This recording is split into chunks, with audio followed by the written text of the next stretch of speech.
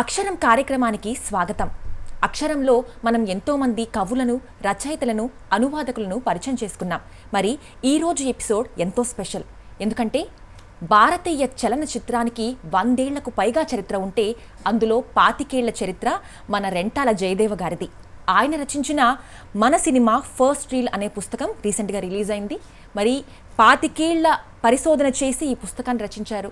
ఈ పుస్తకంలో ఎలాంటి విషయాలు ఉన్నాయి, అసలు ఇండియన్ సినిమా ఎలాంటి ట్రాన్సిషన్ పొందింది, మూకీల నుంచి టాకీల వరకు అసలు ఏం జరిగింది, ఇలాంటి బోల్డ్ అండ్ ఇంట్రెస్టింగ్ విషయాలు తెలుసుకుందాం. మనతో పాటు స్టూడియోలో ఉన్నారు very very very special and experienced person Rentala Jayadeva గారు. సార్ నమస్తే. సార్ నమస్తే అండి. Good evening. Good evening. I hope you are good. Very good. Right sir, ముందు మా ప్రేక్షకులందరికీ మీ గురించి మాకు తెలుసు. మీరు ఎంత experience, 38 years of experience in journalism, and మీరు రివ్యూస్ ఎన్నో సినిమాలకి రాశారు. ఆల్సో చాలా విషయాలు తెలుసు. కాకపోతే మా ప్రేక్షకులకు మీ గురించి పరిచయాన్ని మీ మాటల్లో ఒకసారి. అంటే బేసిక్గా మా నాన్నగారు పెద్ద జర్నలిస్టు, రైటర్ అండి, రెంటాల గోపాలకృష్ణ గారిని. ఆయన దాదాపు 200 పైగా పుస్తకాలు రాశారు. రామాయణ, భారత, భాగవతాల దగ్గర నుంచి రష్యన్ లిటరేచర్ వరకు కూడా. అంటే టాల్స్టాయ్ వార్ అండ్ పీస్ కానివ్వండి, అలెగ్జాండర్ కుప్రిన్, యమాది పిట్ కానివ్వండి, ఇలా ఎన్నో ట్రాన్స్లేషన్స్ చేశారు. దాదాపు 200 పైగా పుస్తకాలు రాశారు. ఆయన జర్నలిస్ట్ కూడా బేసిక్గా. విజయవాడలో ఆంధ్రప్రభలో పనిచేస్తున్న రోజుల్లో, ఆ రోజుల్లో అపార్ట్ ఫ్రమ్ రెగ్యులర్ డ్యూటీస్, ఆ రోజుల్లో సినిమా పేజీ అనేది ఇప్పట్లాగా ప్రతిరోజు వచ్చేది కాదు, కేవలం ఒకరోజే వచ్చేది. ప్రతి గురువారం, శుక్రవారం లేదా సండే నాడు వచ్చేది. ఆ పేజీ కూడా ఆయన హెడ్ చేసేవాళ్ళు. సో అప్పట్లో విజయవాడ అనేది సినిమా పంపిణీకి, ప్రదర్శనకి ఒక కేంద్రం కాబట్టి, వాణిజ్య కేంద్రం కాబట్టి, అక్కడికి రిలీజ్ అయిన ప్రతి కొత్త సినిమాకి సినిమా యాక్టర్లు రావడము, వాళ్ళకి అక్కడ ఒక ఇష్టాగోష్ఠి సమావేశాలు జరపడం అవన్నీ జరిగేవి. సో ఈయన ప్రత్యేకంగా అతిథిగా అక్కడికి వెళ్ళడం, వాటి గురించి మాట్లాడడము, సినిమా రివ్యూలు ఆయన రెంటాల అనే పేరుతో రాసేవాళ్ళు అనమాట. అట్లా అక్కడి నుంచి మా కుటుంబంలో ఉంది సాహిత్య వారసత్వం. మేము 8 మంది. మా పెద్దన్నయ్య రెంటాల సత్యనారాయణ గారి దగ్గర నుంచి మా అక్కయ్య రెంటాల కల్పన వరకు కూడా అందరూ రాయడము, కథలు, కవితలు. ఆ పద్ధతిలో నేను కూడా మా నాన్నగారిని చూసి కొంత ఇన్స్పైర్ అయ్యి, అక్కడ విజయవాడలో అప్పట్లో అన్ని పత్రికలు అవన్నీ కూడా అక్కడి నుంచే వచ్చేవి కాబట్టి ప్రముఖులందరూ కూడా సుబ్రహ్మణ్య శర్మ గారు, నండూరి రామ్మోహన్ రావు గారు, వీరాజీ గారు, తుర్లపాటి కుటుంబరావు గారు, బొమ్మారెడ్డి గారు, మోటూరి హనుమంతరావు గారు, వీళ్ళందరూ ఉండేవాళ్ళు. వాళ్ళని చూసి కొంత ఇన్స్పైర్ అయ్యి మనం కూడా ఇటు రావాలి అని చెప్పేసి నేను జర్నలిజంలోకి రావడం జరిగిందండి. రైట్. అసలు ఈ బుక్ ఎందుకు రాశారు, ఈ బుక్లో ఏముంది అని ఇలాంటి క్వశ్చన్స్ అడిగే ముందు అసలు మన ఇండియన్ సినిమా గురించి ఇంత లోతుగా పరిశోధన చేసి రాయాలి అని మీకు ఎందుకు అనిపించింది? దానికి కూడా చిన్న బ్యాక్ స్టోరీ ఉందండి. మా నాన్నగారు ఇన్ని రచనలు చేసినా కూడా ఆయనకి ఎప్పుడూ కూడా దాదాపు 200 పైన పుస్తకాలు రాశారు. అభ్యుదయ కవుల్లో ప్రథమ స్థానంలో ఉన్నటువంటి కవులతో పాటు సరసనున్న కవి ప్లస్ నాటకకర్త. ఇన్నైనా కూడా ఆయనకి గౌరవ డాక్టరేట్ ఎప్పుడు ఇవ్వలేదే. ఆయన ఈ పాస్డ్ అవే 1995 అనేది ఒక చిన్న వెలుతుండేది నాకు. అందుకని నేను డాక్టరేట్ చేస్తే కనుక నా ముందు నన్ను రెంటాలు చేయదేమంటారు కాబట్టి, ఆయన ఎప్పుడు అందరూ రెంటాల అంటారు కాబట్టి డాక్టర్ రెంటాల అన్నప్పుడల్లా that is my tribute to my father అనుకొని నేను డాక్టరేట్ చేయాలని అనుకున్నాను అనమాట. అనుకొని నేను అప్పటికి హైదరాబాద్ నుంచి మద్రాసులో ఇండియా టుడే అనే పత్రికకి వెళ్ళడం జరిగింది. అక్కడ నేను పనిచేస్తున్న రోజుల్లో మద్రాస్ యూనివర్సిటీలో నేను డాక్టరేట్కి, పిహెచ్డీకి రిజిస్ట్రేషన్ చేసుకొని అక్కడ సినిమా మీద మొట్టమొదటిసారిగా నేను పరిశోధన చేయడం మొదలెట్టాను. అఫ్కోర్స్ ఒక 6-7 years చేసిన తర్వాత ఐఎమ్ టాకింగ్ అబౌట్ అట్లీస్ట్ 2000 సంవత్సరం నాటి కథ ఇది. అప్పటికి ఇంత టెక్నాలజీ కానీ ఏమీ లేవు. ఏదైనా సినిమా వేయాలంటే VHS చూసుకొని రాసుకొని డైలాగ్స్ అన్నీ, అంటే నేను తెలుగు సినిమా మాట మీద చేద్దామని నేను అప్పటికే పాట మీద హెచ్ఎస్ బ్రహ్మానంద గారు, గౌరీశంకర్ గారు, అట్లనే పైడిపాల గారు వీళ్ళందరూ చేశారు. సో మాట మీద, డైలాగ్స్ మీద ఎవరు చేయలేదు కాబట్టి డైలాగ్స్ మీద చేద్దాం అనుకొని మొదలుపెట్టిన వాడిని. ఒక 6 ఏళ్ళు అయ్యేటప్పటికి మా గైడ్కి పెద్దంతా దీనికంటే కూడా వేరే అంశం మీద చేయాలని ఇంట్రెస్ట్ ఉండేది. 6 ఏళ్ల తర్వాత ఈ టాపిక్ కొంచెం రిజిస్ట్రేషన్కి వెళ్ళి పూర్తిగా క్యాన్సిల్ అయిపోయే పరిస్థితి ఉంటే మా గైడ్ నన్ను పిలిచి కొంచెం చివాట్లు పెట్టి, అర్జెంటుగా నువ్వు టాపిక్ మార్చేసి పూర్తి చేసే పిహెచ్డీ అంటే, టాపిక్ ఆయన చెప్పిన టాపిక్ చేసి పూర్తి చేసి పిహెచ్డీ అయితే వచ్చేసింది. నాకు doctorate I was awarded in 2010. కానీ మొదలుపెట్టిన పరిశోధనాంశం ఏదైతే ఉందో, దక్షిణ భారతీయ సినిమా పరిశ్రమకి మాట ఎలా వచ్చింది, అంతకుముందు మూకీల నుంచి టాకీలకు ఎలా మారింది, అదే దాన్ని కొనసాగిస్తూ వచ్చా. అలా 2000 నుంచి కొనసాగిస్తూ వచ్చి మొన్న 2024 డిసెంబర్లో, అంటే 25 ఏళ్ళకి ఆ పుస్తకం మన సినిమా ఫస్ట్ అనే పుస్తకం రిలీజ్ చేయడం జరిగింది. రైట్. సరే మూకీల నుంచి టాకీల వరకు వచ్చింది, ఆబ్వియస్లీ ఒక ట్రాన్సిషన్ అనేది జరిగింది. అక్కడి నుంచి ఇప్పుడు మనం చూసుకున్నట్లయితే వర్చువల్ రియాలిటీలో మన నిజంగా ఒక మనిషి ఉన్నట్టు లేకపోతే ఒక ఆబ్జెక్ట్ ఉన్నట్టు మనం అలా కూడా సినిమాలో యూస్ చేస్తున్నాం. ఈ ట్రాన్సిషన్ ఏదైతే ఉందో, ఈ మార్పు ఎలా అయితే ఉందో ఫస్ట్ నుంచి కూడా బేసిక్ ఫస్ట్ సినిమా నుంచి ఎట్లా వచ్చిందంటారు? దీని గురించి మీ అభిప్రాయం ఏంటి? అంటే ఇప్పుడు నిజానికి సినిమా చాలా యంగ్ మీడియం అండి. 1895 ఐ థింక్ ప్యారిస్లో మొట్టమొదటిసారిగా మనకి ప్రదర్శన జరిగితే ఒక 6-7 months కల్లా మనకి 1896 జూలై అనుకుంటా బహుశా అప్పటికి మనకి ఇండియాకి వచ్చేసింది. ఫస్ట్ టైం ఇండియాలో చేశారు. అంటే గట్టిగా మాట్లాడితే అప్పటి నుంచి ఇప్పటికి 130 ఏళ్ళు సినిమా మన దేశానికి వచ్చి, ఈ 130 ఏళ్ళ యంగ్ మీడియము ఎన్నో మార్పులకు వచ్చింది. మొట్టమొదట మామూలుగా టాపికల్స్ అనేవాళ్ళు, అంటే ఇప్పుడు విమానం దిగుతున్న అంశాన్ని చిత్రీకరించేవాళ్ళు, అంటే మన న్యూస్ రీల్ లాంటిది అనుకోవచ్చు, లేకపోతే కుస్తీ పోటీ జరుగుతుంది చిత్రీకరించేవాళ్ళు. అక్కడి నుంచి మొదలుపెట్టి 1912-13కి వచ్చేటప్పటికి కథల్ని చెప్పడం మొదలుపెట్టారు. అంటే రాజా హరిశ్చంద్ర మన అందరికీ తెలిసిందే, దాదాసాహెబ్ ఫాల్కే తీసినటువంటి రాజా హరిశ్చంద్ర. అంతకుముందు 1912లోనే ఒక సినిమా వచ్చినా కూడా పుండలీక్ అనేది, అందులో ఫారినర్స్ పనిచేశారు కాబట్టి మొత్తం ఇండియన్స్ పనిచేసిన సినిమా కింద ఫస్ట్ ఫీచర్ ఫిల్మ్ కింద, అంటే కథన చిత్రం ఫిల్మ్స్ ఉన్నాయి, కథను చెప్పడం అనేది రాజా హరిశ్చంద్ర దాదాసాహెబ్ ఫాల్కే తీసినటువంటి 1913లో అక్కడ మొదలైంది. అంటే 1913 నుంచి మళ్ళీ అగైన్ మనం కథలు చెప్పడం మొదలుపెట్టి సినిమా ద్వారా మళ్ళీ ఒక 112 ఏళ్ళు అయిపోయింది. ఈ 112 ఏళ్ళలో కూడా మొదటి పీరియడ్ అంతా 1931 వరకు మాట లేదు, ఓన్లీ మూగ చిత్రాలు, సైలెంట్ ఫిలిమ్స్. ఆ మూగ చిత్రాల నుంచి 31కి వచ్చేటప్పటికి మాట వచ్చింది. మాట తర్వాత 1931 నుంచి ఇప్పటికంటే ఆల్మోస్ట్ ఆల్ మన సినిమా మాట్లాడడం మొదలుపెట్టి భారతీయ సినిమా రేపు 2031కి 100 ఏళ్ళు పూర్తవుతుంది. ఈ 100 ఏళ్లలో కూడా విపరీతమైన ట్రాన్సిషన్ ఉంది. ఒకప్పుడు ఒక మామూలు కెమెరా తోటి సిల్వర్ నైట్రేట్ ఫిల్మ్తో తీస్తే ఇవాళ డిజిటల్ టెక్నాలజీ తోటి కెమెరా డిజిటల్ అయిపోయింది. రీటేక్ కూడా ఫిల్మ్ వేస్ట్ అయ్యే అవకాశం లేకుండా, ఫిల్మ్తో అవసరం లేకుండా చేసే పరిస్థితి వచ్చింది. ఒకప్పుడు ఏదైనా కూడా కెమెరానే మాస్క్ చేసి డబుల్ మాస్క్ అట్లాంటి వాటితోటి డబుల్ పోజ్ చేసేవాళ్ళు. ఇప్పుడు అటువంటి అవసరమే లేకుండా కొత్త టెక్నిక్స్ అనమాట, అంటే గ్రాఫిక్స్ కావచ్చు. ఇప్పుడు ఆర్టిఫిషియల్ ఇంటెలిజెన్స్ తోటి చనిపోయిన మనిషినే మళ్ళీ వర్చువల్ రియాలిటీలో చూపించడం. ఎన్టీ రామారావు గారితో ఇప్పుడు తమిళ సినిమాలో ఎంజీఆర్ని అట్లాగా చూపించి ఒక పాటలో రీక్రియేట్ చేశారు. ఒక సినిమాలో మన తెలుగులో కూడా రామారావు గారిని రీక్రియేట్ చేశారు. అట్లా ఇది ఎంతో చాలా పెద్ద మార్పు అండి. సో కాబట్టి ఈ పెద్ద మార్పులో కూడా ప్రధానమైన మొట్టమొదటి రోజుల్లో ఇప్పుడు జరుగుతున్న కథ గురించి ఎంతో కొంత మనకి రికార్డులు దొరుకుతాయి, కానీ ఎర్లీ డేస్లో ఎలా ఉంది అది తెలియదు మనకి. ప్లస్ మాట్లాడడం లేనప్పుడు ఎక్కడ తీసినా, అది ఇంగ్లాండ్లో తీసినా ఇండియాలో తీసినా అందరికీ మాట్లాడిన సినిమా కాబట్టి ఎక్కడైనా యూనివర్సల్ సినిమా. వన్స్ లాంగ్వేజ్ వచ్చిన తర్వాత లాంగ్వేజ్ తోటి మనకి సినిమా ఆయా భాషల సినిమాగా మారిపోతుంది. ఎగ్జాక్ట్లీ. సో అక్కడి నుంచి ఎలా మనం తెలుగు వాళ్ళం ఎలాగా భారతీయ సినిమా హిందీలో మొదలయ్యి ఆ తర్వాత తెలుగులో ఎలా వచ్చింది, తమిళంలో ఎలా వచ్చింది, మలయాళంలో ఎలా వచ్చింది, కన్నడంలో ఎలా వచ్చింది, ఆ మొట్టమొదటి జరిగిన ప్రయత్నం ఏంటి, మొదటి టాకీలు ఏమిటి అనేది ఈ ఫస్ట్ రీల్ సినిమాలో. అందుకనే మన సినిమా ఫస్ట్ రీల్ బుక్ పేరు. ఆల్రైట్, నిజంగా చాలా అద్భుతంగా ఉంది సార్. నేను పుస్తకం చదివాను, దాంట్లో మీరు ప్రతి పేజ్లో కూడా చాలా ఎవరికి ఎంత రీసెర్చ్ చేసినా ఎంత గూగుల్లో వెతికినా దొరకని ఇమేజెస్ని, అప్పట్లో ఏం జరిగింది, అప్పట్లో అసలు ఎలా ఉంది, ఆ ఇమేజెస్ని కలెక్ట్ చేశారు, ఇన్ఫర్మేషన్ కలెక్ట్ చేశారు. మీరు దాన్ని నిజంగా విజువల్గా మీరు దాన్ని ప్రింట్ కూడా చేశారు. That's really great attempt. అయితే ఇప్పుడు నేను అడిగే క్వశ్చన్ చాలా మంది కూడా రిలేట్ అవుతారు, బికాజ్ వ్యూవర్స్ కూడా. మేమందరం చదువుకున్నప్పటి నుంచి 10th క్లాస్లో కానీ సిలబస్లో మాకు వచ్చింది ఏంటి అంటే, మన ఫస్ట్ టాకీ మూవీ ఏదైతే మీరు అంటున్నారు భాష రూపంలో మనకి వచ్చిన మొదటి సినిమా సౌత్ ఇండియాలో తెలుగులో 1932లో రిలీజ్ అయిన భక్త ప్రహ్లాద అని. ఇది అందరికీ తెలుసు, ఎవరిని నిద్రలో లేపి అడిగినా కూడా ఇదే చెప్తారు. కానీ అంతకన్నా 1931లోనే ఒక సినిమా వచ్చింది, అది మన తెలుగు వాళ్ళది. అందులో నటించిన హీరో కూడా తెలుగు అతను, హీరోయిన్ కూడా తెలుగు ఆమె అని చెప్పేసి ఇది మీరు చేసిన రీసెర్చ్ లో బయటపడిన విషయం. దాని గురించి చెప్పాలంటే హీరోయిన్ తమిళావిడ. ఒక చిన్న ఇదేంటంటే దీనికి కూడా మళ్ళీ ఒక చిన్న బ్యాక్ స్టోరీ ఉంది. ప్రతి కథకి ఒక వెనకాల తెర కథ ఉంటుంది. ఆ కథలే మాకు కావాలి సార్ ఈరోజు. యాక్చువల్లీ భక్త ప్రహ్లాద్ అనేది మనం ఎప్పుడు కూడా తొలి పూర్తి నిడివి తెలుగు టాకీ అనాలి, ఎందుకంటే అది 10 reels ఫిలిం, అది ఫుల్ లెంత్ ఫిలిం. కానీ అదే మనం ఎప్పుడు చెప్పుకుంటూ వచ్చాము.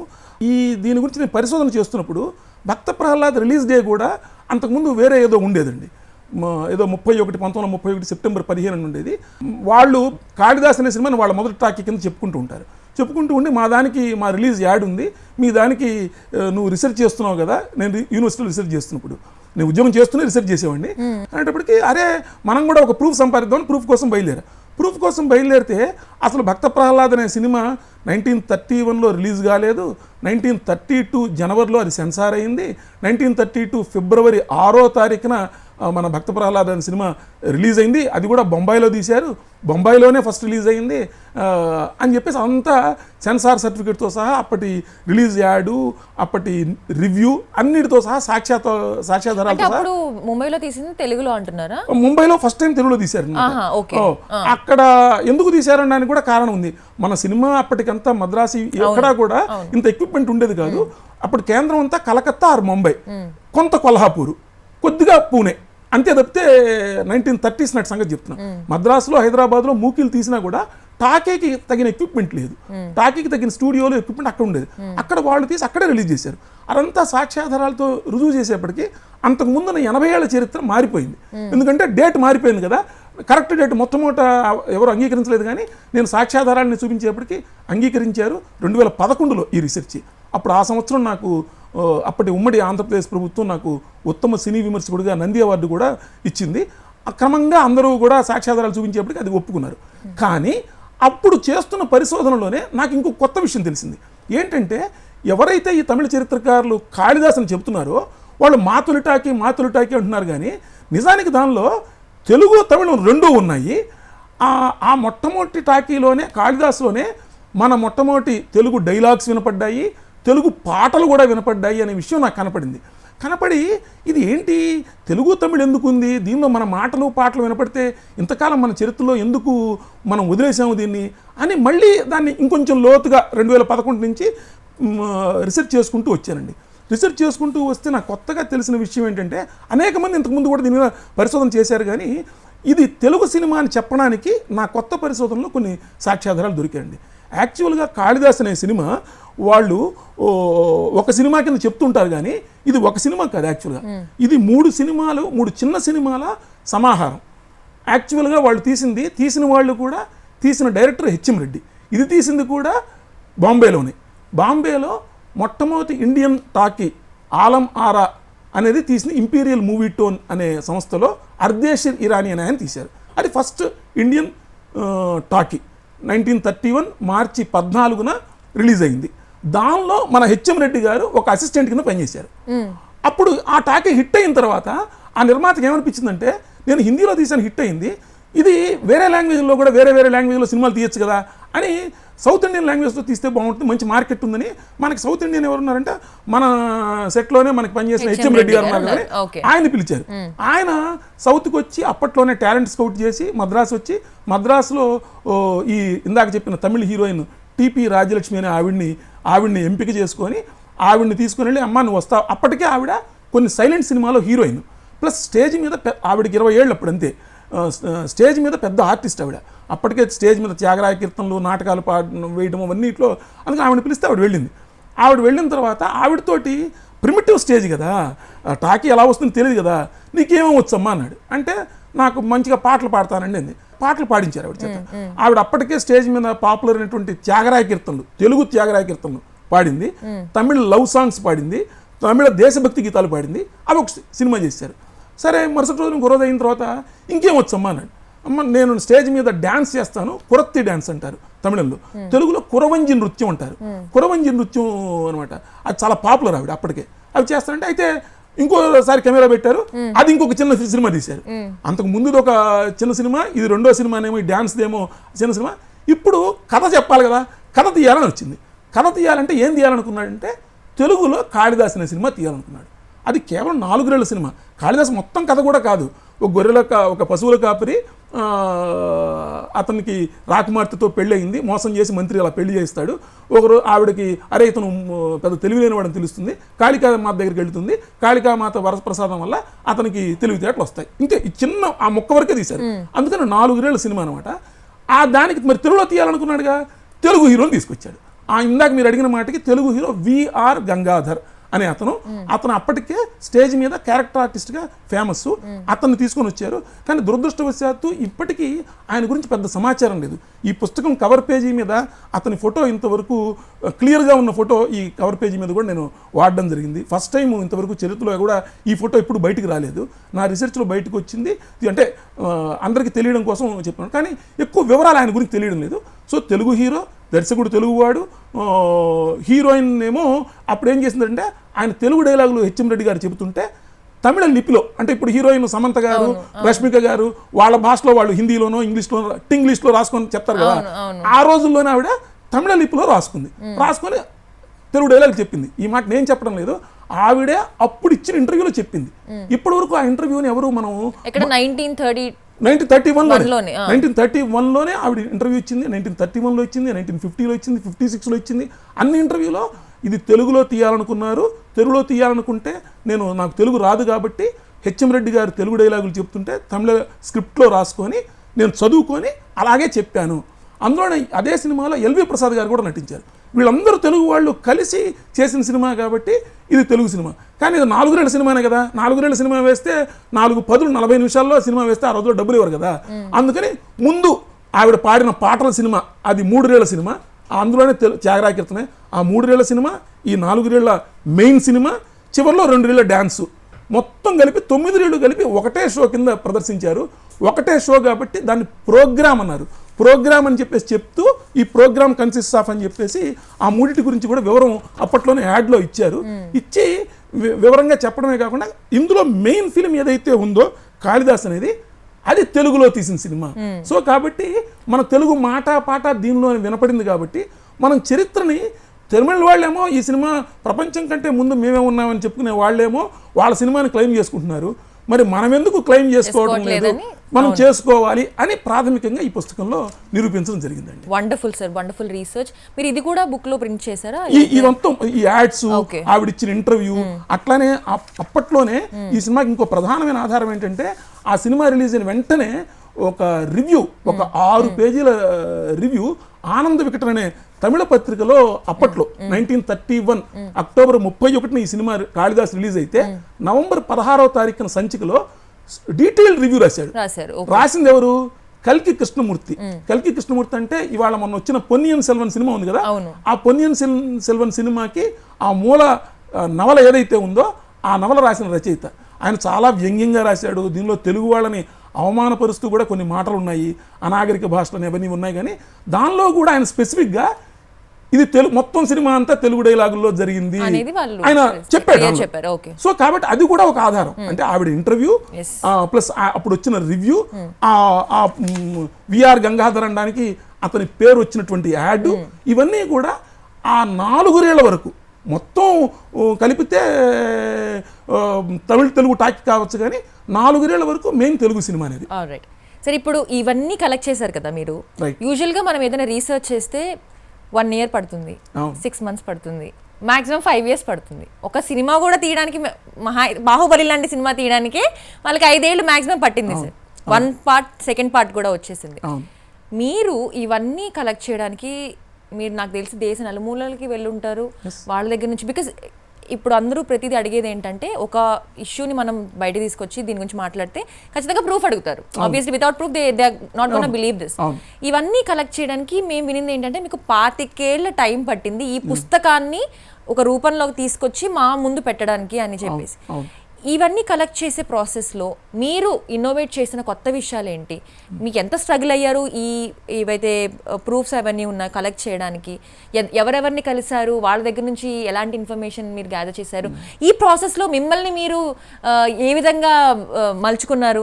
ట్రాన్సిషన్ అంతా ఎలా జరిగింది? దాని గురించి చెప్పండి. అంటే ఇప్పుడు రిసెర్చ్ అనేది చాలా మంది అంటారండి, అరగంటలో చేసేస్తాం, పావుగంటలో చేసేస్తాం. ఇది ఇప్పుడు గూగుల్ కొడితే వచ్చే రోజులు కాదు. నేను మాట్లాడుతుంది 2000 సంగతి పరిస్థితి మాట్లాడుతున్నాను. 2000 నుంచి మీరు 25లో ఉండి ఒకసారి బ్యాక్ వెళ్ళి చూస్తే అప్పుడు సెల్ ఫోన్ కూడా లేదు. పూనుకున్నారు సార్ ఇలాంటి ఒక బుక్ రాయాలి అని చెప్పి? బుక్ రాయాలని పూనుకోలేదు. నేను యాక్చువల్గా పరిశోధనకు పూనుకున్నాను. యూనివర్సిటీలో రీసెర్చ్ కోసం పూనుకొని రీసెర్చ్ 1999 ఎండ్లో ఆ 2000లో నా రిజిస్ట్రేషన్ స్టార్ట్ అయింది. అప్పటి నుంచి చేసుకుంటూ వచ్చి 2011కి భక్త ప్రహ్లాద్ వరకు కనిపెట్టి బయటకు వచ్చేస్తుంది.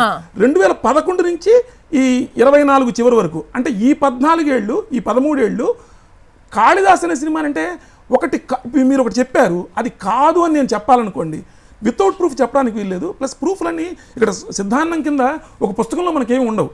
నేను దీనికోసం వేటపాలెము, మద్రాస్ ఆర్కైవ్స్, హైదరాబాద్ తార్నాక ఆర్కైవ్స్, అట్లనే పూణే, బాంబే, ఢిల్లీ, రాజమండ్రి, విజయవాడ, వేటపాలెం, అట్లనే వేరేస్ ఇంటర్నేషనల్ యూనివర్సిటీస్ నుంచి నేను మాట్లాడి వాళ్ళ దగ్గర నుంచి, అమెరికా నుంచి రకరకాల వాటి నుంచి కూడా పుస్తకాలు తీసుకొచ్చి వాటి నుంచి ప్రూఫ్స్ తీసుకొచ్చి ఈ పుస్తకంలో నేను ఏం మాట్లాడినా, ఎక్కడి నుంచి తీసుకున్నాను, ఎవరితో మాట్లాడి ఇంటర్వ్యూ చేసి తీసుకున్నాను, ప్లస్ ఈ ఫలానా యాడ్ తీసుకుంటే ఎక్కడి నుంచి తీసుకున్నాను, దాదాపు 2000 ఫోటోలు ఈ పుస్తకంలో ఉన్నాయి, ప్రూఫ్స్. ప్రతి దానికి ప్రూఫ్ ఇచ్చి పక్కనే ఒక ఆధారం కూడా, ఆధారం ఫలానా 1931 నవంబర్ 16 నాటి ఆనంద వికటంలో వచ్చిన రివ్యూ, ఫలానా పేజీ నెంబరు.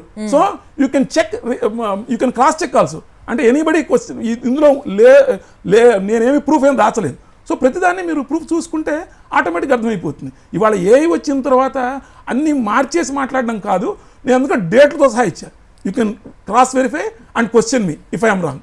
ఇందులో ఏమైనా చిన్న చిన్న పొరపాట్లు ఏమన్నా అనుకోండి, దిద్దుకోవడానికి I'm ready, but without proof నేను ఏమీ రాయలేదు. ఓకే ఓకే సార్, ఎవరెవరిని కలిసారు సార్? ప్లేసెస్ అయితే చెప్పారు, మీరు ముంబై వెళ్ళారన్నారు, పూణే వెళ్ళారు, ఇక్కడ తార్నాకలో అక్కడికి వెళ్ళారు, హైదరాబాద్ మొత్తం చూసారు, మద్రాస్ కూడా వెళ్ళి ఎవరెవరిని కలిసారు? ఈ చాలా మంది ప్రముఖులు అండి. అంటే సినిమా ఒక 4-5 పేరు అంటే విఏకే రంగారావు గారు సినిమా పరిశ్రమకు సంబంధించి చరిత్రలో ఆయన దిట్ట. అట్లనే తమిళ చరిత్రకారులు ఫిల్మ్ న్యూస్ ఆనందన్, రాండర్గై, అట్లనే మోహన్ వి రామన్, వామనన్, అట్లనే చాలామంది సినిమా ప్రముఖులు ఇప్పుడు బతికిలేరు. ఇంటూరు వెంకటేశ్వరరావు గారిని మొట్టమొదటి తొలితరం సినిమా జర్నలిస్టు, అట్లానే మద్దాలి సత్యనారాయణ శర్మ గారు, ఆయన కూడా తొలితరం, అంటే 1930s వాళ్ళు. నేను కలిసేటప్పటికే వాళ్ళకి 90 అలా చిల్లర వయసులో ఉన్నప్పుడు, అంటే నేను కలిసింది 2000 నుంచి 2024 మధ్యలో వెళ్ళి ఒక్కొక్కరిని ఒక్క టైంలో వెళ్ళడం జరిగింది. అలానే కన్నడం గిరీష్ కాసరవల్లి, అట్లనే షాజీ ఎన్ కరుణ్ మలయాళంలో, విజయ నిర్మల గారు, హెచ్ఎం రెడ్డి గారి మనవరాల్ని, ఆవిడ్ని కలిసి ఆవిడని ఇంటర్వ్యూ చేశాను. ఇంకా చాలామంది పుస్తకం చివరిలో కూడా నేను ఎవరెవరిని ఇంటర్వ్యూ చేశాను, ఏ లైబ్రరీస్ చూశాను, ఎవరెవరిని కలిశానంటే కూడా చాలా వివరంగా కూడా ఇచ్చాను లిస్టు.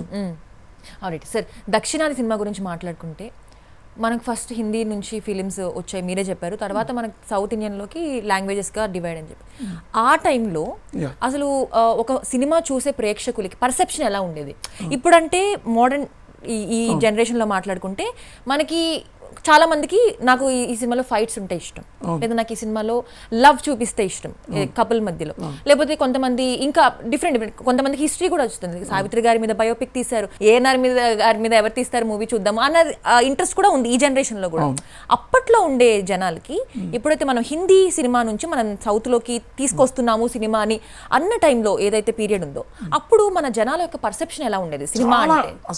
అసలు మాట అనేది ఇవాళ మనకు అర్థం కాదు, కానీ 100 ఏళ్ళు వెనక్కి వెళితే మనం మాట్లాడింది కెమెరాలో కనపడుతుందంటే ఆవిడ టీపీ రాజ్యలక్ష్మి ఆవిడ ఇంటర్వ్యూలో చెప్తుంది, నేను మాట్లాడింది ఒక చోట రికార్డ్ అయ్యి నేనే వినొచ్చు చూసుకోవచ్చు అనేది నాకు కొత్త ఉత్సాహాన్ని ఇచ్చింది.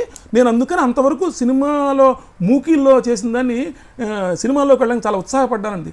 ఆవిడ సౌత్లో ఫస్ట్ ఉమెన్ డైరెక్టర్ కూడా ఆవిడ. అందుకనే ఆ రోజుల్లోనే ఆవిడ తన రాసినటువంటి నవల, ఆవిడ ఆత్మకథ కాదు, కొంతమంది ఆత్మకథ అని చెప్తుంటారు, కాదు, ఆవిడ రాసిన నవల కమలవల్లి అల్లదు డాక్టర్ చంద్రశేఖర్ అని చెప్పేసి, ఈ నవల ఆధారంగా ఆవిడ మిస్ కమల అని ఒక సినిమా తీశారు.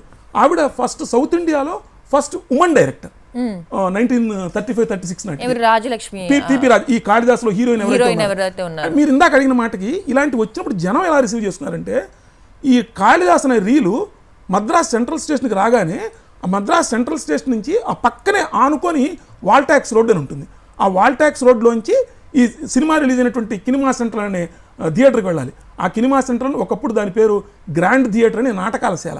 నాటకాల నుంచి తర్వాత సినిమాల్లోకి వచ్చినప్పుడు కినిమా సెంటర్లు, తర్వాత మెజెస్టిక్, చివరి రోజుల్లో మురుగన్ టాకీస్ అయింది.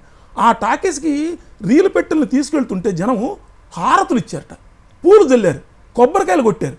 అంటే the kind of enthusiasm that people have to, అంటే వాళ్ళ భాషని వాళ్ళు తెర మీద చూడొచ్చు, వినొచ్చు అనేది ఎంత ఎగ్జైట్మెంట్ ఉందో చూడండి.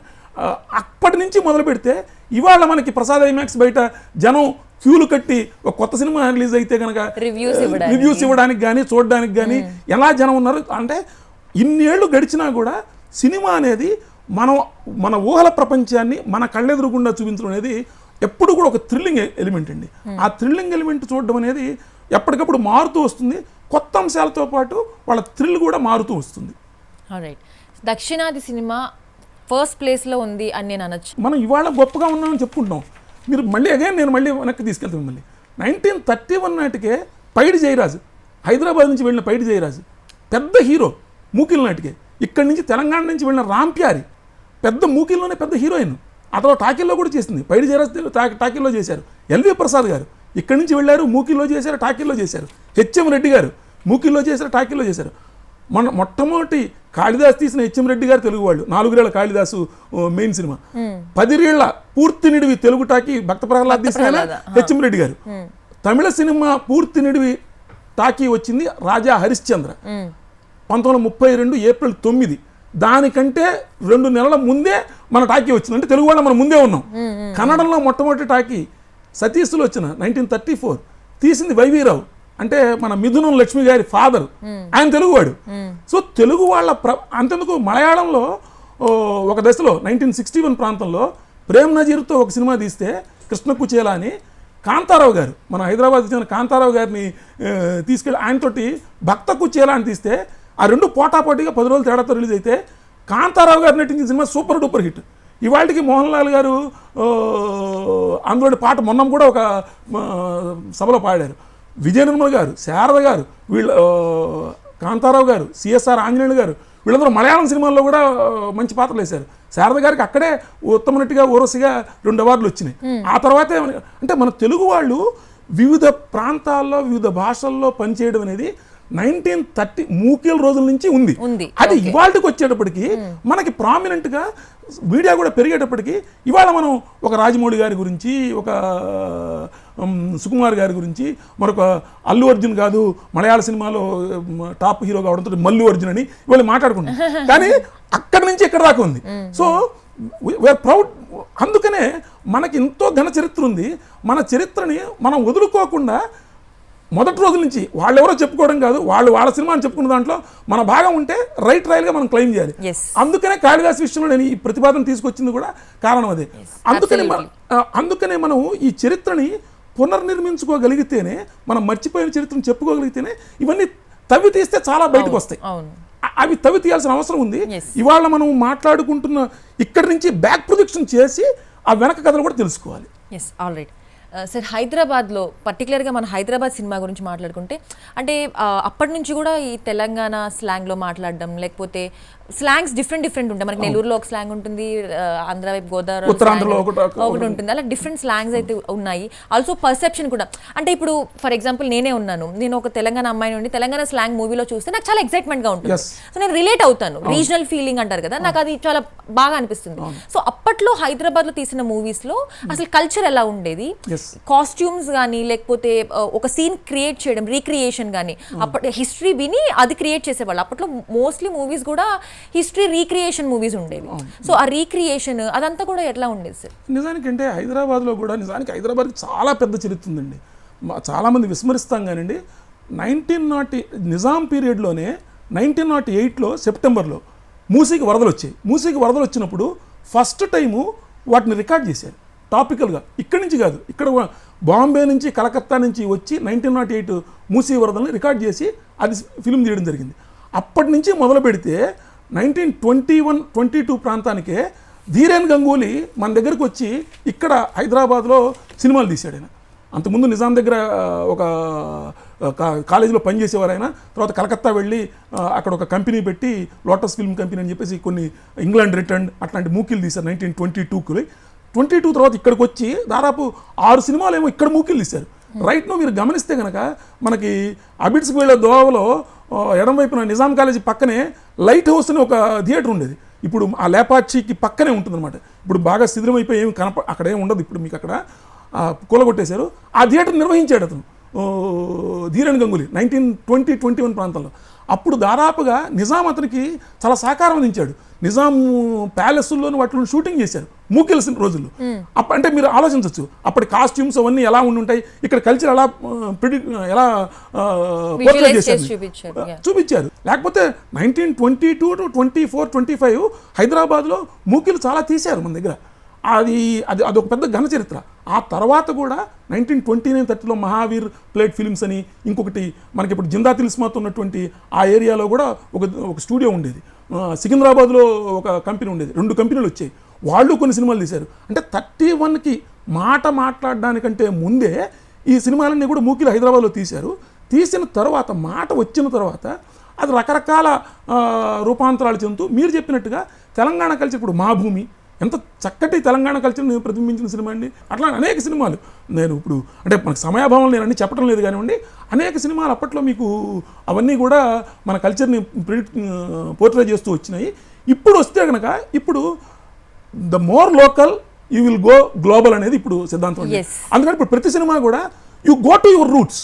మీ రూట్స్, మీ స్థానిక సంస్కృతి, మీ స్థానిక విషయాలు చెప్తే కనుక జనం నచ్చుతోంది. ఇప్పుడు పుష్ప సినిమాలో చూపించినటువంటి గంగమ్మ జాతర ఉందనుకోండి, అది తిరుపతి ప్రాంతంలో రాయలసీమలో జరిగేటువంటి ఆ ప్రాంతం వాళ్ళకి బాగా తెలుసు, మిగిలిన వాళ్ళకి తెలియదు కదా.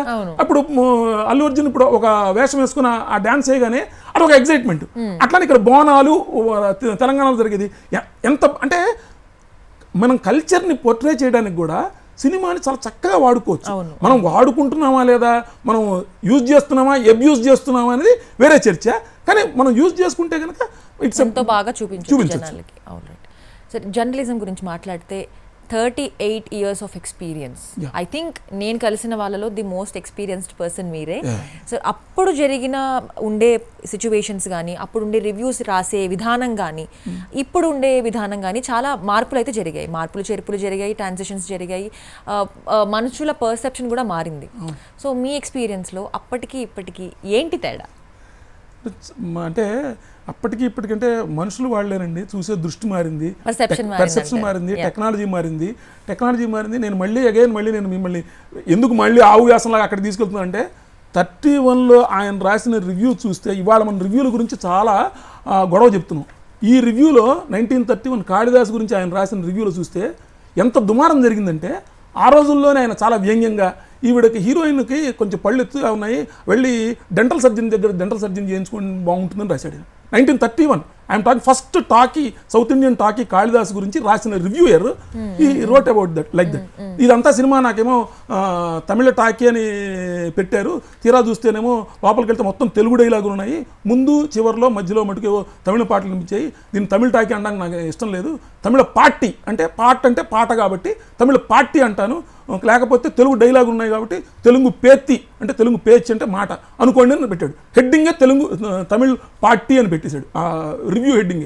రివ్యూ రాస్తే మరుసటి రోజున ఒక పత్రిక వాళ్ళు, వేరే పత్రిక వాళ్ళు, అమ్యూజ్మెంట్ వీక్లో పత్రికలో ఏంటంటే మీరు ఇట్లా రాశారని చెప్పేసి తిడితే దానికి మళ్ళీ వ్యంగ్యంగా ఓహో ఆయన నన్ను తిట్టాడు, మళ్ళీ ఒక 2వ వారంలో ఏం రాశాడు చెప్పిన, లేదు ఈ సినిమా బాగుంది, ఎంత బాగుందంటే చాలా బాగుంది, మహా బాగుంది.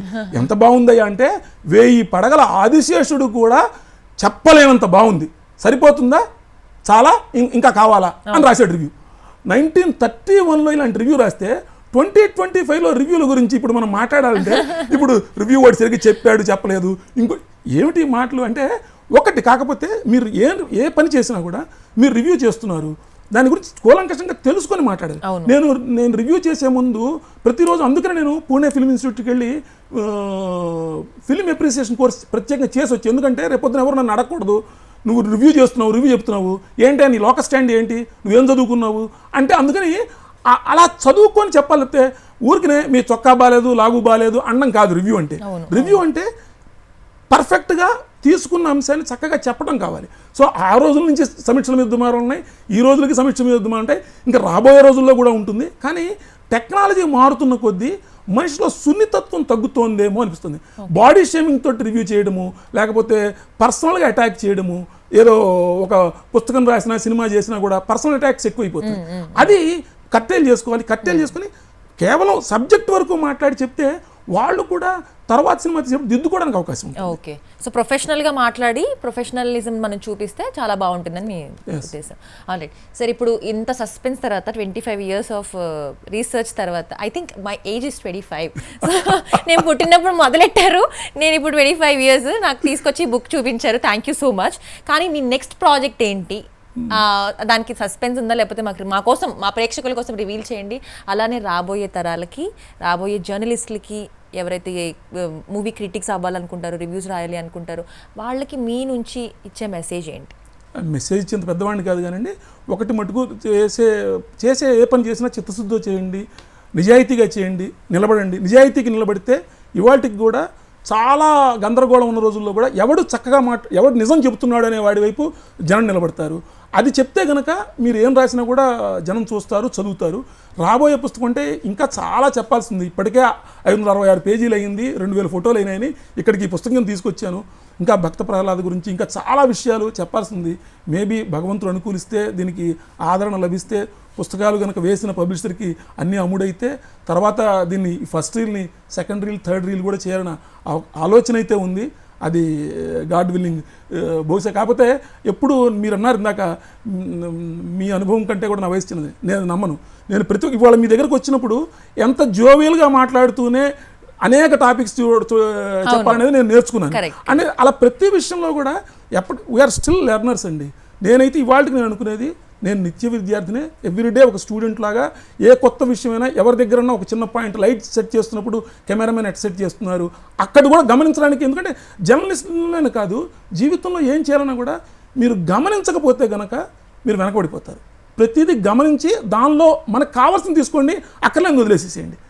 అది చేస్తూ ఉన్నంతకాలం you will be always relevant and you will be ahead of times sometimes, and at least you will be along with the times. Yes exactly sir. ఏ రోజైతే మనం నేర్చుకోవడం ఆపేస్తామో ఆ రోజు మనకి ఇంకా ఎండ్ అనుకోవచ్చు. సో ఎప్పుడు నేర్చుకుంటూ ఉండాలి అని మీరు మా అందరికీ మెసేజ్ ఇస్తున్నారు. Thank you so much.